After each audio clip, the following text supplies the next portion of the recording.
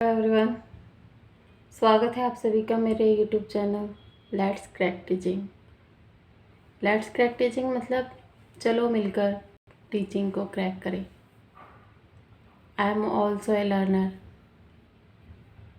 मैं भी सीटेट की तैयारी कर रही हूँ और सीटेट एक बार क्लियर कर चुकी हूँ,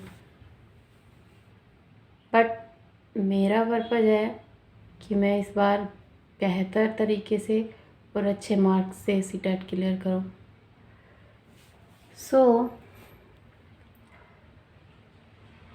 आज का टॉपिक है मेरा सीटेट कम टाइम में और फर्स्ट अटैम्प्ट में कैसे क्लियर करें।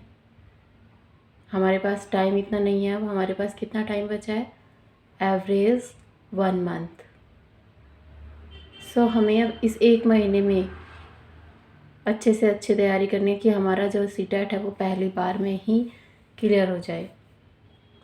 इसके लिए मेरी स्ट्रेटजी क्या होगी?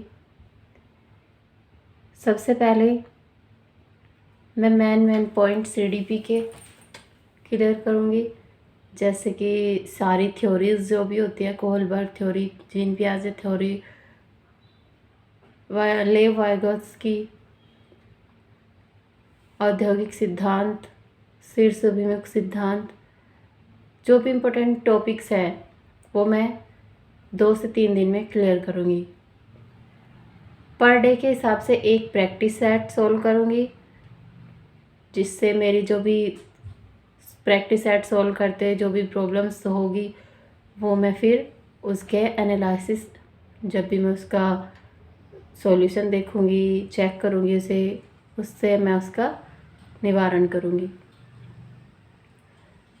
अगर आप फर्स्ट अटैम्प्ट में सीटेट क्लियर करना चाहते हैं तो आपको हर रोज़ एक प्रैक्टिस सेट सोल्व करना स्टार्ट करना होगा, जिससे आपकी स्पीड अच्छी बन सके और आपका जो कॉन्फिडेंस लेवल अप हो सके।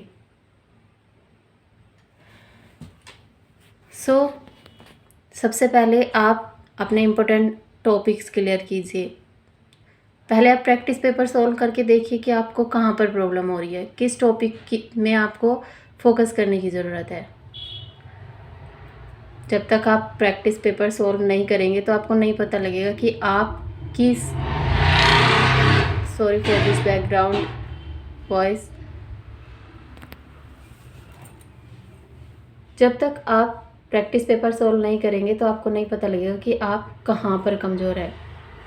जैसे जैसे आप प्रैक्टिस पेपर सोल्व करते जाएंगे तो आपको आपकी वीकनेस का पता चलेगा, जिससे आप अपनी उस वीकनेस पर फोकस करेंगे और अपने उस टॉपिक को क्लियर करने की कोशिश करेंगे।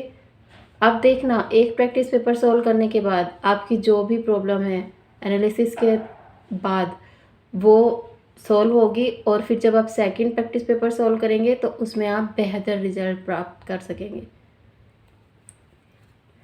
Okay, so start your practice paper and next topic, next point है हमारा एनालिसिस दैट प्रैक्टिस पेपर। सबसे पहले आप उस प्रैक्टिस पेपर को सोल्व करेंगे, फिर उसे एनालिसिस करेंगे और उसके बाद देखेंगे कि आपको किस टॉपिक पर ज़्यादा फोकस करने की ज़रूरत है, कौन सा टॉपिक ज़्यादा आया हुआ है, और फिर जब आप सेकंड पेपर करेंगे उसमें आपको अच्छा रिजल्ट मिलेगा।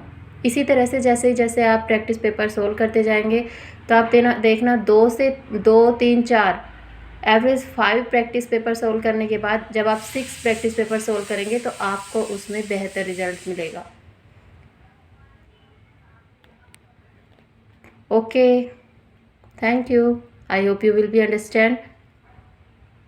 मैं आप कोशिश करूँगी कि छोटे छोटे टॉपिक्स क्लियर कर सकूँ। Okay, bye.